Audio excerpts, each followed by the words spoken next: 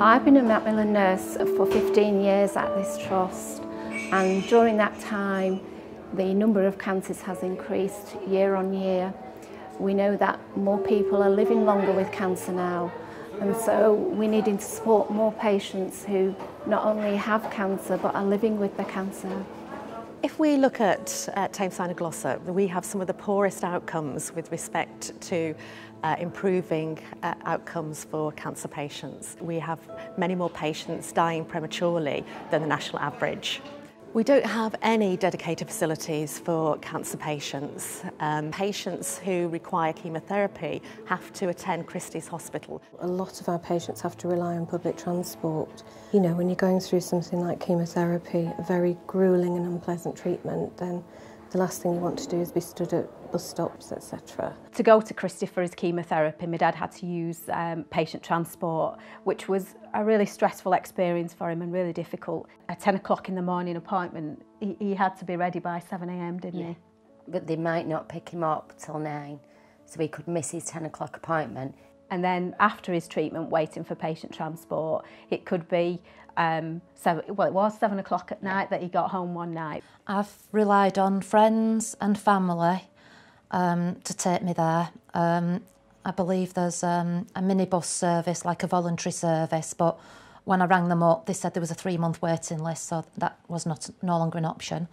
By having to wait for the patient transport, it made it very distressing for him. And us. And us, yeah, and us. You have got enough to deal with operations, chemotherapy. Obviously, it's a massive worry without having other things to worry about, like, oh, how am I going to get to my appointments? Because it's my treatment, it's my chemo treatment, and it's vital.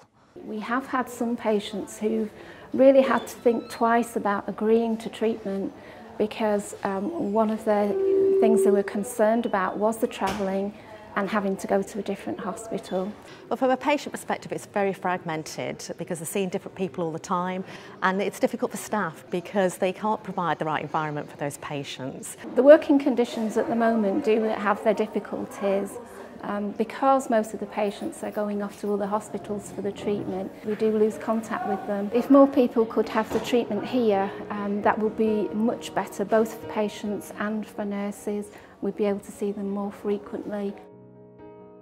When I was given my diagnosis, it was actually in a small, rather unpleasant, very austere examination room.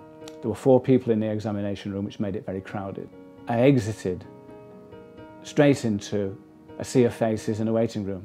When you open the door, people look round to see who's coming through the door. We made our way through the room, through the waiting room and out, and we just sat in the car for quite some time because we couldn't bring ourselves to drive home. This new facility for Tameside and Glossop is so important. This will allow us to integrate services, so patients will be able to receive their treatment within this hospital rather than having to travel elsewhere. We'll be able to provide outpatient clinics. We're also looking at providing a central information and support department, so it will be a fantastic environment. In the new building, I believe there's going to be a private consultation area, which will make the world of difference after being given your diagnosis, because for a lot of people, you're extremely upset. You need somewhere to go just for that little bit of quiet time, or to talk, or just to take in what you've been told. One thing that has evolved from the development of the Tameside Macmillan unit is a user group. We've actually been involved with an art consultant, and the idea of that was to develop not just a colour scheme, but the atmosphere, the ambience, the feeling, and I think that's very, very important. I think the new centre is going to be fantastic. They're familiar with it, they know where to come, they know where to park. That always makes it easier for them. I think they'll be looked after by staff that they already know, who they have a relationship with, a rapport with, and who they trust. I think the single best advantage of this new centre is that it is almost a one-stop shop, that people can come, have their diagnosis, have their treatment in one place, in a hospital they're familiar with, and the surroundings will be pleasant. What a wonderful opportunity, because for so many of those people now, rather than having those really rotten journeys, they're going to have the ease of an easily accessible journey, plus they're going to be treated and have their support needs met by the team that they're familiar with. Plus, we're going to expand our complementary therapies, have that fantastic specialist information and support area. I think it's going to be fantastic. A single centre would just make it easy to help your relative instead of not knowing, you're stressed and you don't know how to help them, and this would make it easy to help them.